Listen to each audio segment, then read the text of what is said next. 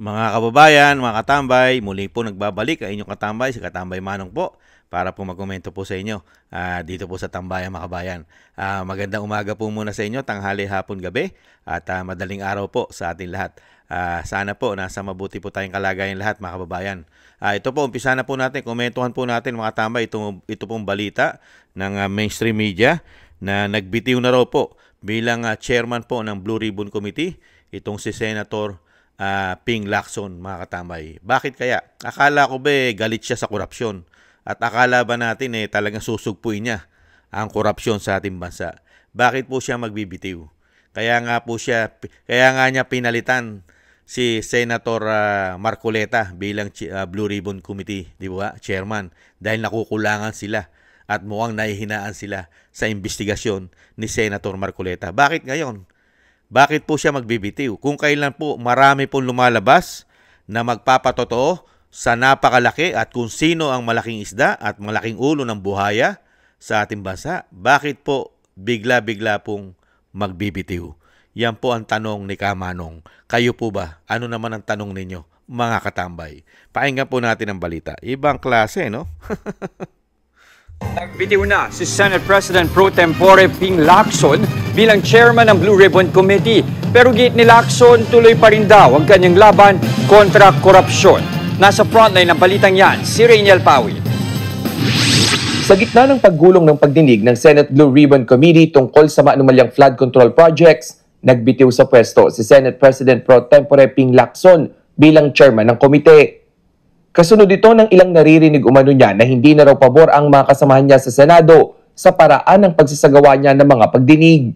Git ni Lacson kung hindi na raw masaya ang mga kabaro niya, oras na para magbitiw sa pwesto at humanap na lang ang mga senador ng papalit sa kanya. Dagdag pa ng senador, nakadepende raw sa kagustuhan ng kanyang mga kasamahan ang pananatili niya bilang Blue Ribbon Chair. Sa kabila nito, hindi naman daw titigil si Lacson sa kanyang laban kontra korupsyon at aniyay sistema ng paglustay sa pera ng taong bayan sa maling paraan. Sabi naman ni Senate President Tito Soto, kakausapin niya muna raw ang kilalang kaalyado niya tungkol dito. Bago ito, matatanda ang sinabi ni Senator J.V. Ejercito na pinag-iisipan niya ng umalis sa mayorya dahil sa paraan umano ng pag-handle sa flood control hearings. Nauna nang sinuspindi ni Lacson ang nakatakdang pagdinig ng komite ngayong linggo dahil hindi pa raw magiging handa ang mga tatalakaying dokumento mula sa National Bureau of Investigation at Department of Justice. Pagbibigay daan din daw ito sa budget hearings at commission on appointments. Nagbabalita mula sa frontline, Rainiel Pawi. Pambihirang buhay ano. Bakit kaya, mga kabayan? At kailan naman po kaya susunod magbitiw ang Senate President? Mga kabayan, kung magbibitiw o nagbitiw na po si Senator Lacson sa Blue Ribbon Committee ng kanya pong ang pagiging chairman niya po sa Blue Ribbon Committee, kailan naman po kaya susunod para magbitiw naman po ang Senate President? Nagkawindang-windang po ang Senado nung sila po ay pumalit yata, mga kabayan. Hindi po ba? Mga kabayan, pumalit ang Senate President na tinatawag pong si School Bukol daw po umano. Ito pong Wambol University. Ayon po yan sa mga kababayan natin. At pumalit naman daw po bilang chairman ng Blue Ribbon Committee. Itong tinatawag daw po nila na si Mr. Cement. Ayon daw po sa kanila yan, mga kabayan, umano. At si Mr. Kuratong daw po, mga kabayan. Unbelievable. At si Mr.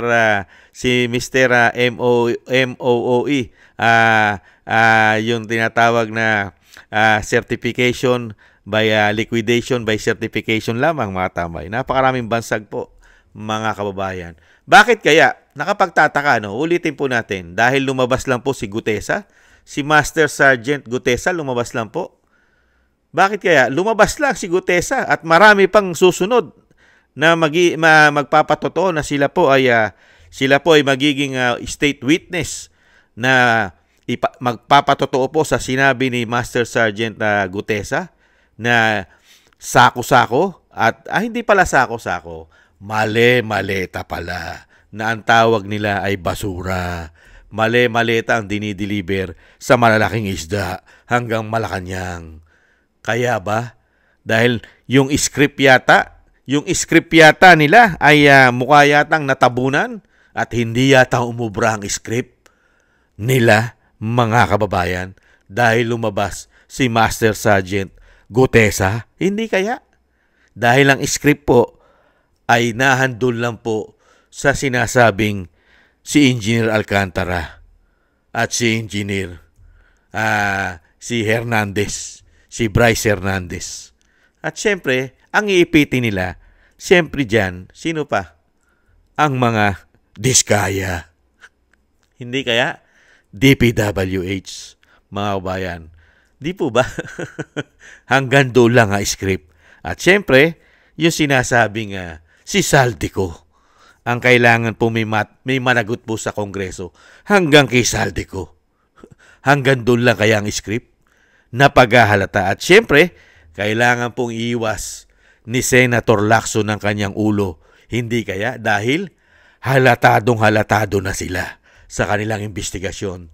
Kaya nga merong bata, yung mismong bata na si Congressman o Representative Barsaga, si Kiko Miao Barsaga, hindi po ba, pinalabas yung litrato na kasama rin siya sa diskaya.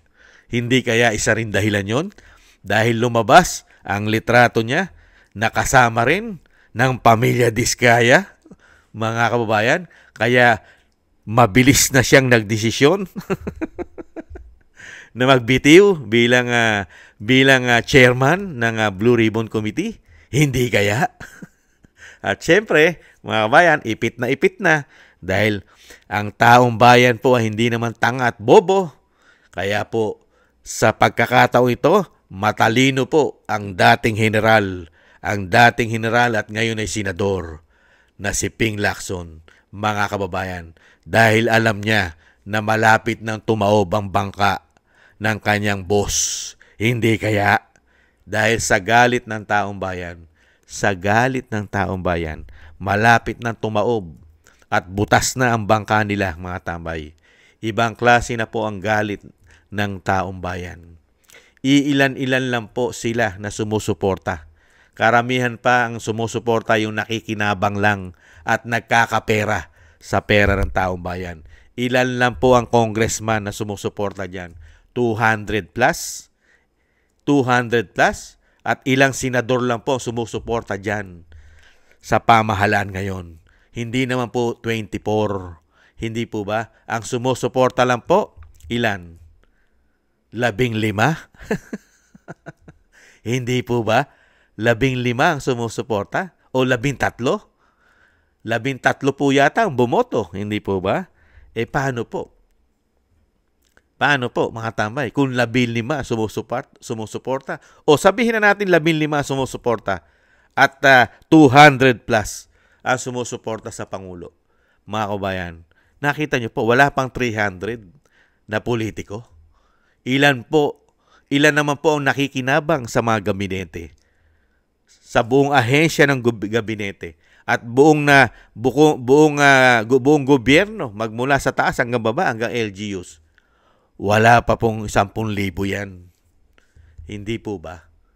Pero ang galit ng taong bayan, mahigit 100 milyong Pilipino meron tayo sa ating bansa.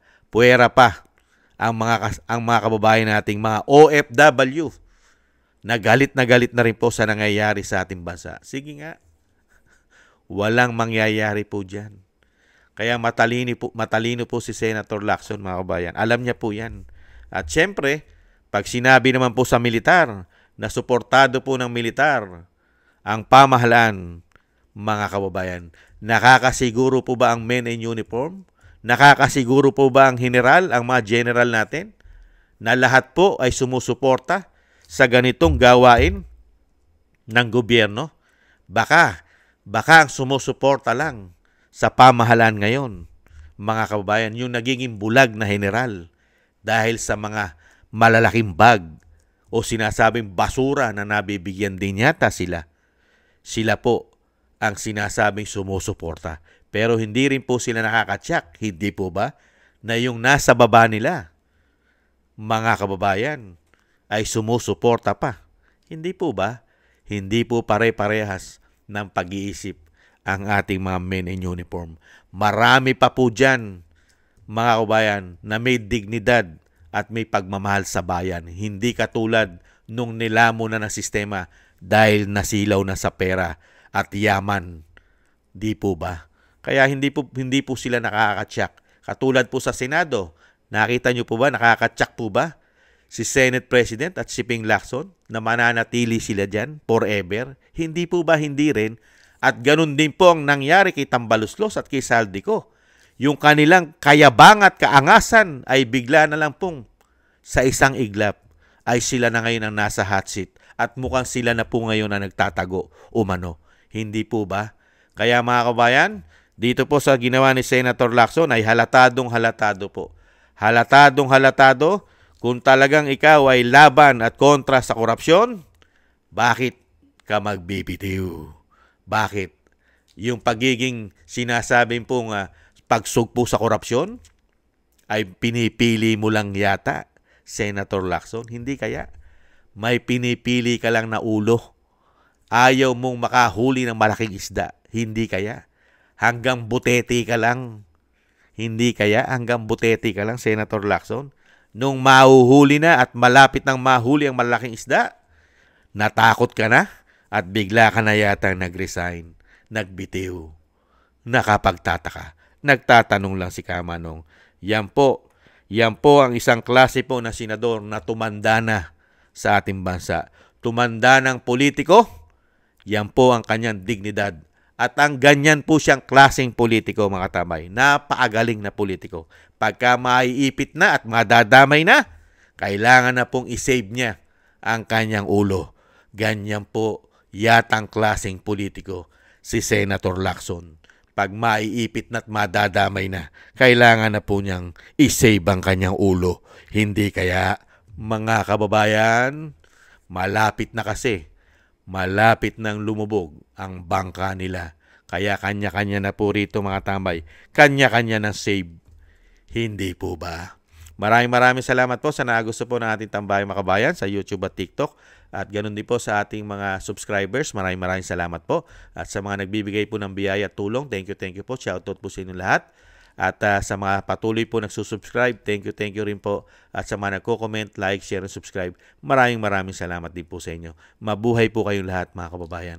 At yung panalangin at dalangin po natin, mga tambay, magkaisa po tayo, sama po natin sa ating mga dasal na maingatan po ang pamilya Duterte, ang ating dating Pangulo ay madugtungan pa po ang kanyang buhay at kalakasan, at ang ating Vice President ay maingatan po silang lahat sa kapahamakan at makabalik po sa lalong mabilis sa ating bansa ang dating Pangulong Duterte. Thank you po sa mga dasal, mga kababayan. At ganoon din po, mga tambay, tayo po'y manalangin at magdasal nang tayo po'y maingatan at ang ating buong sambayanan. Muli po, mga tambay, salamat po. Ingat-ingat po tayo. Konting tiis na lang po, mga kababayan. Malapit na po. Dumapo ang agila sa Malacanang. Maraming salamat po. Bye-bye.